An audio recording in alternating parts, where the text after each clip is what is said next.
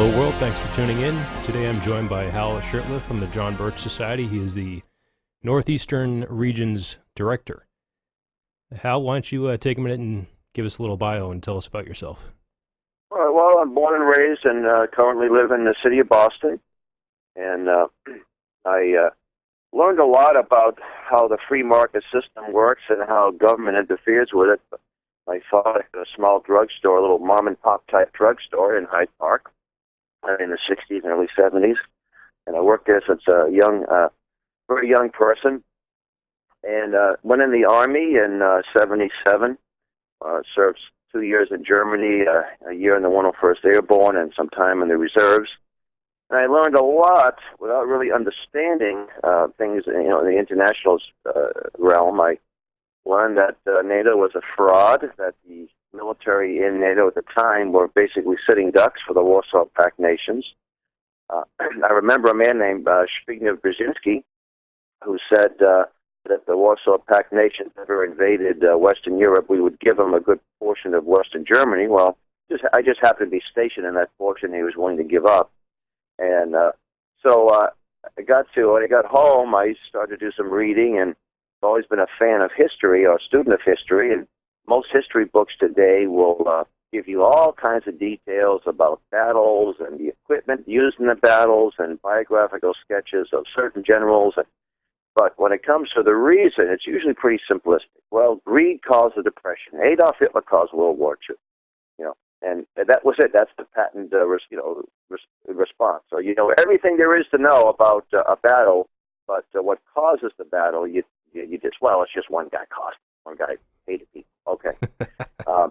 I read a book on what caused the Great Depression. I think it was by was it John Maynard Keynes or his disciple Gale? I think it was John Kenneth Galbraith who wrote the book. When I finished reading it, I had no idea. I even knew less about what caused the Depression. It was just full of gobbledygook. So in 1980, I got home from the military and I voted for Ronald Reagan, and very excited about the idea. And within 6 months, I learned that Ronald Reagan had authorized the shipment of military hardware to our dear allies in communist China, and that's sort of a little unsettling. And then a friend of mine loaned me a book. I should say, gave me a book. It was written by Gary Allen, and the book was Nixon, the Man Behind the Mask. I'm looking at maybe 88 when he gave me the book, and I read the book, and it made a lot of sense. Prior to reading the book, I was sort of sympathetic to Nixon, thinking that, well, if all the liberals hate him and George McGovern hates him, then he must be a pretty good guy. He must be a good conservative. But, boy, I learned a lot in that book, and that led me to the John Birch Society. When I asked him the source of the book, he said, well, it's published by the John Birch Society. And I said, well, I heard some mostly negative things. I heard that they were racist and anti-Semites and so forth. But on the other hand, I had been accused in a respectful way of being one on a few occasions with conversations with people. And I also had learned that John Kerry had detested the organization. And I thought, well, even if it might be all a lot of negative things, if John Kerry hates them, they at least have one redeeming quality about them.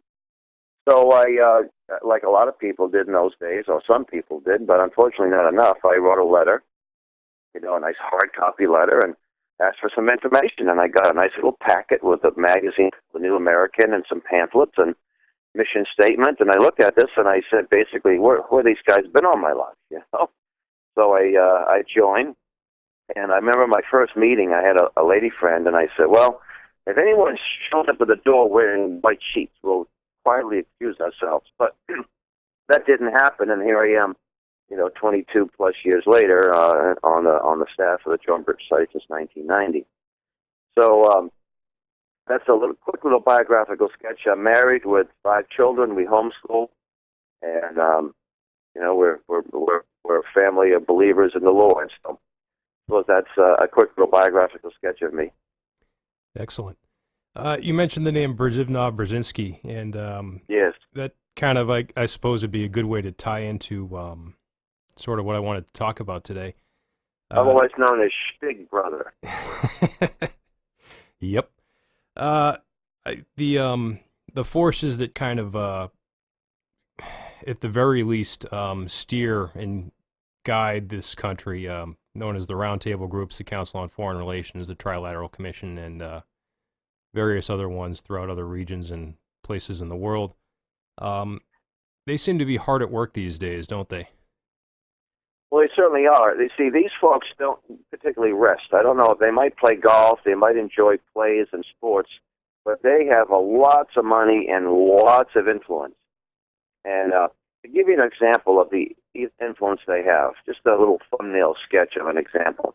Last week we had an information table. We, being the John Birch Society, had an information table at a fair in Swansea, New Hampshire, the Cheshire Fair. And we had information about Agenda 21, which was a very devious way of getting UN influence right in your own neighborhood. So I had a banner that said Agenda 21.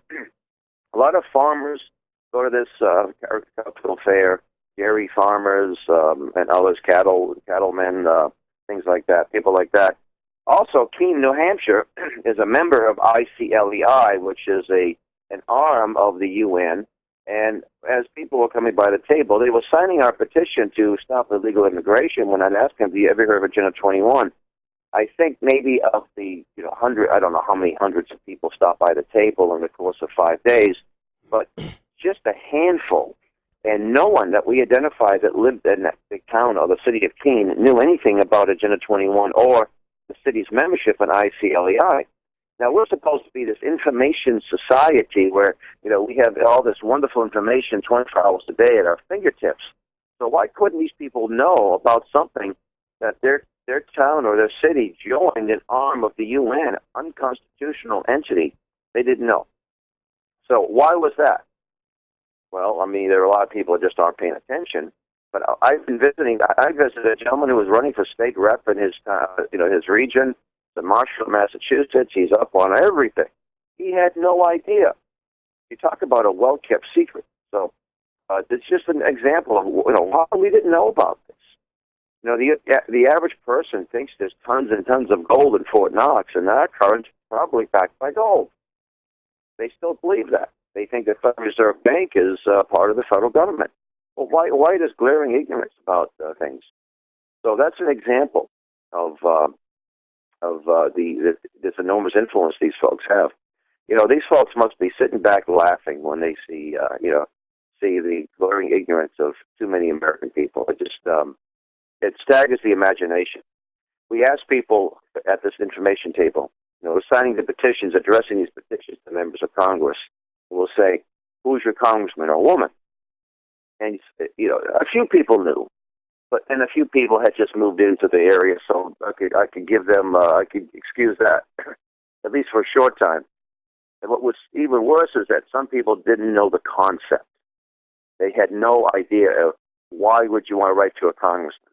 And we're talking about urban people. I mean, this fair attracts people from all over the region and other parts of the country. Now, it's interesting, the Tea Party types knew the congressman, very much so. They came by the table and identified themselves as Tea Party people. Certain types knew immediately, but the average person who was very much against illegal immigration had no idea. And I said, well, that's one of the big reasons why we need to be here. So you get people who have no idea how their government is run.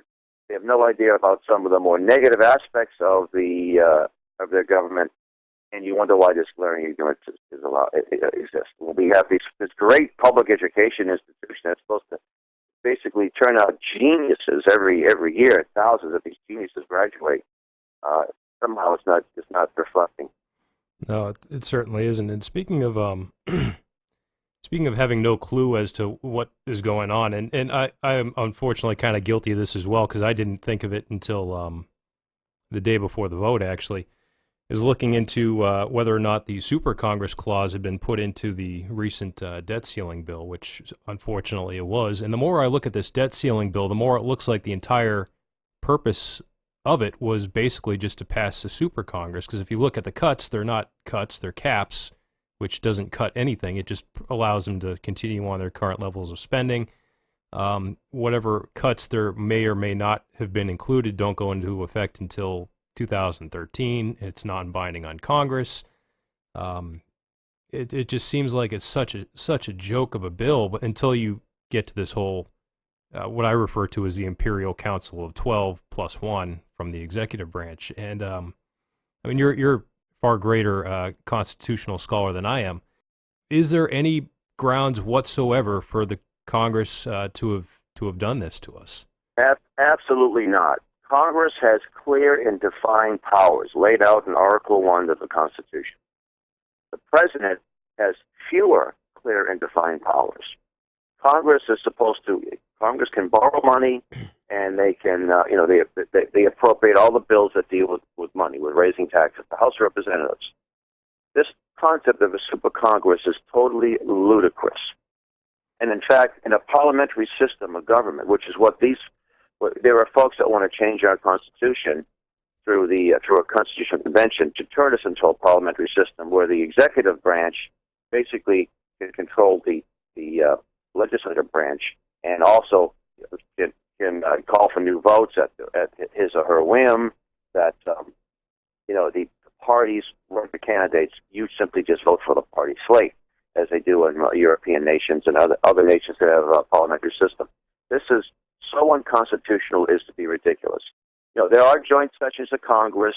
There are committees. When you have a certain bill in one house, you meet with members of the Senate, and that's that. There's supposed to be clearly defined checks and balances. The President can he can request to address the Senate or the House anytime he wants to, and they'll approve it. Come in there. You can lobby. You can push this bill if you want. You can advocate that. But to have some type of super Congress is absurd. And why there wasn't more people outraged. But you see, if you don't know how the government is supposed to run, you buy into this silliness. One of my sorry. One of my YouTube followers made a comment as well that within this bill, there's no. If you look at the other the two true branches of Congress, there's equal numeration throughout the states. Each state has appropriate levels of representation, and here we don't even have.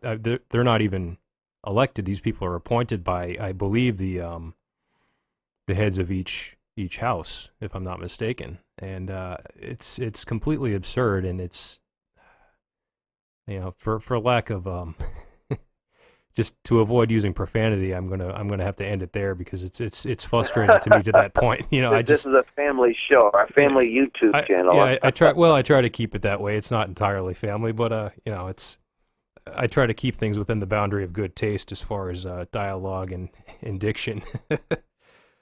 Well, if Congress if they were serious about spending, they would have stopped all foreign aid, all U.S. government foreign aid to other nations, pretty much immediately, okay? They would have looked around. We have military. We're still fighting World War II. We are in NATO, for goodness sakes.